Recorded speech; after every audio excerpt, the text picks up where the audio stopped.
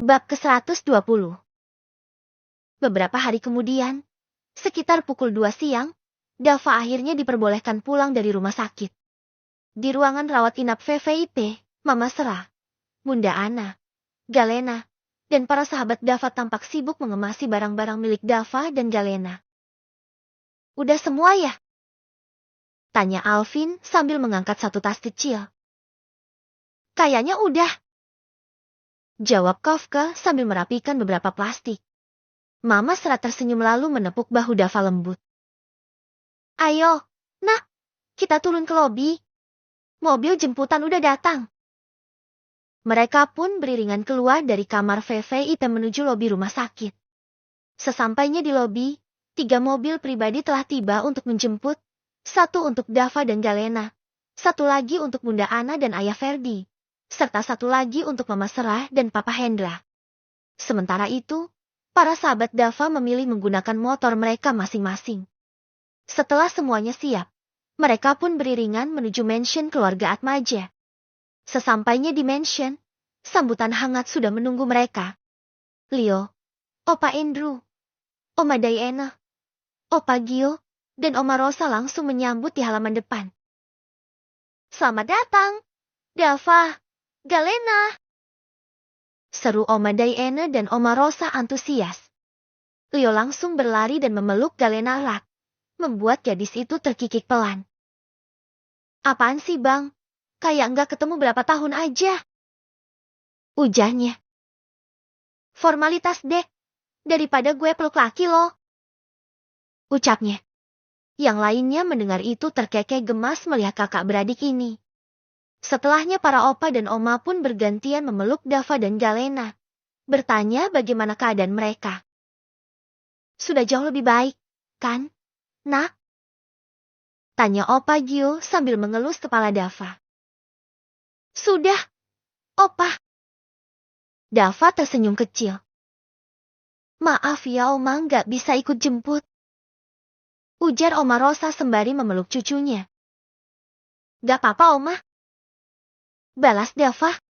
Dengan suasana penuh kehangatan, mereka semua masuk ke dalam mansion dan duduk di ruang tamu. Obrolan ringan segera mengalir, ditemani candaan khas Raka, Heru, dan Leo yang membuat suasana semakin ramai. "Kalian tahu nggak?" ujar Heru. "Enggak," jawab Raka. "Sabar Dodo, gue lagi mau cerita ini," kesal Heru sembari memukul lengan Raka. "Si kasialan lo, cepat cerita," kesal Raka sembari mengelus-elus lengannya yang terasa panas. "Jadi, kemarin gue kenalan sama cewek dari dating app gitulah," kata Heru membuka cerita. "Di foto, dia putih, cantik, langsing. Heru menggantung kalimatnya dramatis, membuat semua orang menahan tawa. "Enggak sama kayak foto, ya?" sambung Clara sambil menahan cekikikan. Heru mengangguk cepat. "Parah, beda banget. Niat hati sebelum dia lihat gue. Gue mau kabur, malah ketangkep mata sama dia duluan. Akhirnya gue dikejar kayak maling." Semua langsung tertawa. "Lari kemana? Dulu pernah jalan sama Galena. Ada ODGJ perempuan teriak-teriak ke kita." Galena langsung tertawa kecil, mengingat kejadian itu. "Lagi jalan santai. Dia tiba-tiba teriak-teriak itu, suami saya jalan sama pelakor teriak ODGJ itu nunjuk gue, dan teriak pelakor ke arah Galen. Gue langsung lari kenceng ninggalin Galen sendirian karena tuh ODGJ ngejar gue." Cerita Leo membuat semua orang tertawa makin keras. "Gue malu banget waktu itu. Dilihatin orang banyak," Galena menambahkan sambil menutup mukanya. Tiba-tiba, Bunda Ana ikut bercerita. Bunda juga punya cerita. Dulu Dava juga pernah dikejar ODGJ tahu. Pokoknya sebelum nikah sama Nana." Mata semua langsung berbinar mendengar pembukaan itu. "Dia dikejar sampai nabrak tiang listrik. Benjol gede banget. Untung waktu itu jalanan sepi. Jetty nggak malu-maluin banget. Semua tertawa terpingkal-pingkal, bahkan sampai ada yang memegangi perut. Dava hanya bisa cemberut malu. Apalagi saat Galena di sebelahnya tertawa sampai terpingkal-pingkal. Dava merengek lirih di telinga Galena. Sayang, jangan ketawain aku. Galena yang masih tertawa langsung menoleh. Menahan tawanya, lalu mengusap kepala Dava dengan gemas. Oh, kasihan sekali, Ci. Ucapnya, membuat Dava semakin merah dan langsung menyembunyikan wajahnya di ceruk leher Galena. Para sahabat yang lain makin menggoda melihat Dava yang biasanya cool kini shouting habis-habisan. Yang lain langsung bersorak dan menggoda. Wah, Dava shouting. Jarang-jarang, nih. Celetuk Raka, disambut tawa lainnya. Setelah puas bercanda, Leo tiba-tiba bertepuk tangan. Gimana kalau kita masak-masak bareng di taman belakang? Kan banyak sayur dan buah segar tuh. Biar sekalian piknik kecil. Semua langsung setuju dengan riang. Mereka pun bergegas menuju taman belakang yang luas. Suasana terasa sejuk, dikelilingi sayuran dan buah-buahan segar yang memang sengaja ditanam di area mansion. Dengan semangat, mereka mulai memetik sayuran dan buah. Heru dan Raka heboh berlomba mencari tomat paling merah, sementara Clara dan Galena sibuk memilih selada dan wortel. Leo, dengan gaya so ahli, mengajari Raka cara memanggang daging. Tuh, jangan terlalu dekat apinya. Bro, emang lo udah pernah menang barbeque-en? Bang! Sindir Heru, disambut tawa yang lain.